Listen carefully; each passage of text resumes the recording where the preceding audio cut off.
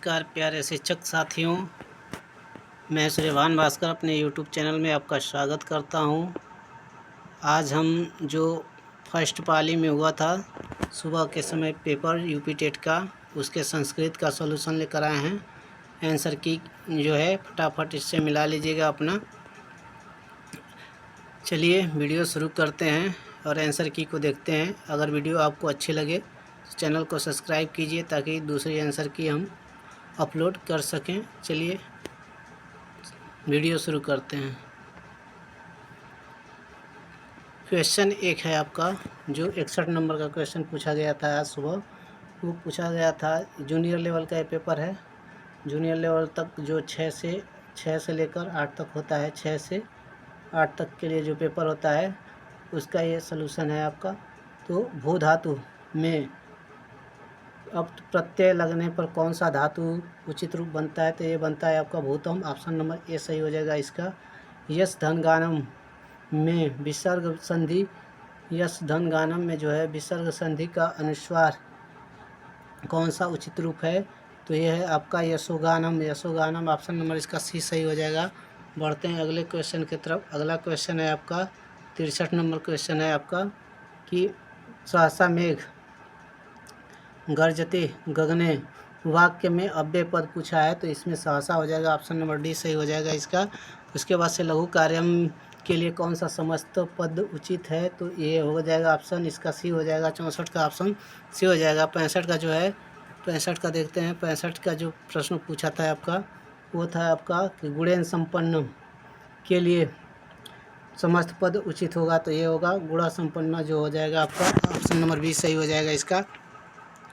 चलिए अगला question 66 number पूछा था कि करिष्यति में करिष्यति रूप किस लकार का है? तो किस लकार से संबंधित है? तो ये है लिट लकार, भविष्यत काल से संबंधित है।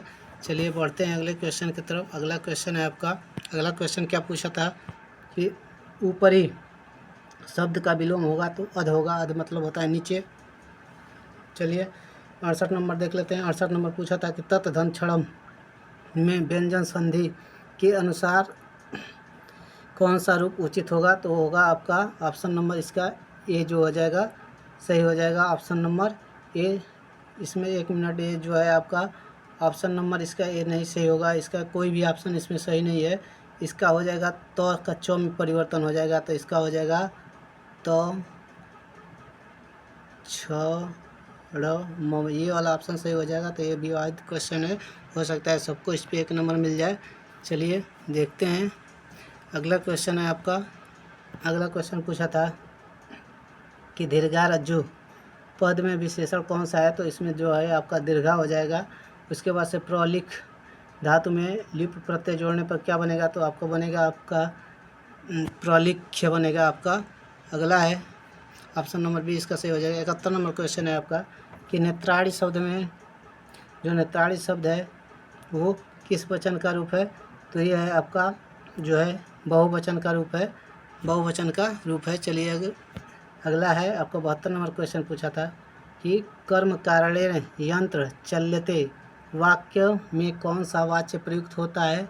तो इसमें जो होता है कर्म वाच्य प्रयुक्त होता है। ऑप्शन नंबर इसका डी सही हो जाएगा। चलिए अगला क्वेश्चन देख लेते हैं। 73 नंबर पूछा था कि वंदनम कमलम इव शोभते वाक्य में कौन सा अलंकार है? तो इसमें जो है उपमा अलंकार हो जाएगा आपका। उसके बाद से 74 नंबर क्वेश्चन पूछा था कि कीर्त शब्द का प्रथमा बहुवचन रूप क्या होगा? तो कीर्त शब्द का जो प्रथमा बहुवचन रूप होगा वो होगा कर्तारः, यानी कि ऑप्शन नंबर इसका 20 सही हो जाएगा। देख लेते हैं अगला क्वेश्चन क्या पूछा था। अगला क्वेश्चन है आपका कि आकाशम शब्द का पर्यायवाची शब्द चुनिए। आकाशम शब्द का तो ये नभ हो जाएगा आपका। ऑप्शन नंबर ए सही हो जाएगा। उसके बाद से जल का जो है पर्यायवाची पूछा है। जलम शब्द का पर्यायवाची शब्द चुनिए, तो इसका हो जाएगा तोयम। तोयम मतलब जल होता है। चलिए अब अगला क्वेश्चन देख लेते हैं क्या पूछा था आपका। अगला क्वेश्चन है 77 नंबर क्वेश्चन कि जो पथिका शब्द है, पथिका शब्द षष्ठी स्थिति एक वचन रूप क्या होगा? तो पथिकस से होगा आपका, पथिकस से हो जाएगा। तो ये आपका सही हो जाएगा ऑप्शन नंबर सी। उसके बाद से प्रवेश शब्द में प्रयुक्त उपसर्ग क्या है? तो प्र है। ऑप्शन नंबर सी इसका भी सही हो जाएगा। 79 नंबर क्वेश्चन है ऊंचे शब्द का विलोम क्या होगा, तो नीचे होगा। ऑप्शन नंबर 20 सही हो जाएगा। अगला क्वेश्चन 80 नंबर पूछा था आपका। 80 नंबर पूछा था कि परिवर्तते शब्द में प्रयुक्त उपसर्ग कौन सा है, तो परि हो जाएगा इसमें जो परि उपसर्ग लगा है। उसके बाद से ऑप्शन नंबर आपका जो है 81 नंबर पूछा था आपका कि क्रीडिक मित्राय कंदुकम याच्छति, वाक्य में मित्राय क्या है, यानी कि कौन सा कारक प्रयोग हुआ, तो इसमें संप्रदान कारक का प्रयोग किया गया है मित्राय में। अगला क्वेश्चन है आपका जो नयति है, नयति यानी कि किस रूप लकार से संबंधित है, तो ये लट लकार से संबंधित है। वर्तमान काल लट लकार वर्तमान काल से संबंधित है। उसके बाद से आपका 83 नंबर पूछा था कि राजकुमारा हस्तेन द्वारा उदात यटि, वाक्य में हस्तेन किस कारक का उदाहरण है, तो ये करण कारक का करणम का उदाहरण है। करणम का जो है कि उदाहरण है, करणम का उदाहरण है। देख लेते हैं ऑप्शन नंबर इसका डी सही हो जाएगा। 84 नंबर क्वेश्चन है ऐसा जो है आपका ऐसा जो है रूप लिंग और वचन बताइए, तो ये हो जाएगा पुल्लिंग एक वचन हो जाएगा। पुल्लिंग जो है ऐसा हो जाएगा पुल्लिंग एक वचन। चलिए अगला क्वेश्चन है 85 नंबर क्वेश्चन पूछा था आपका कि 85 नंबर क्वेश्चन पूछा था कि रसेण पूर्णम के लिए कौन सा समस्त पद उचित है, तो ये हो जाएगा आपका रसेण पूर्णम के लिए रस पूर्णम, यानी कि ऑप्शन नंबर इसका डी सही हो जाएगा। चलिए अगले क्वेश्चन को देख लेते हैं। 86 नंबर क्वेश्चन आपको पूछा था 86 नंबर कि व्याघ पुनः पश्यति, वाक्य में अव्यय पद क्या है, तो अव्यय पद जो है पुनः है आपका। ऑप्शन नंबर जो है ए सही हो जाएगा इसका। उसके बाद से है आपका कि जन सभयाम हस्यते, वाक्य में कौन सा वाच्य प्रयुक्त हुआ है, तो इसमें जो है भाव वाच्य प्रयुक्त हुआ है, तो ऑप्शन नंबर इसका बी सही हो जाएगा। बढ़ते हैं, ये पैराग्राफ दिया था तो पैराग्राफ को इसको पढ़ लीजिएगा। पैराग्राफ में जो है इसका है आपका पैराग्राफ में जो है पठन कस्य वृद्धे साधनम अस्ति, तो ये हो जाएगा ज्ञान से हो जाएगा। उसके बाद से इसका हो जाएगा आपका कहानी पुस्तकानी पठनीयानी जो है आपका, तो इसका हो जाएगा कथा निबंध, यानी कि ऑप्शन नंबर इसका डी सही हो जाएगा।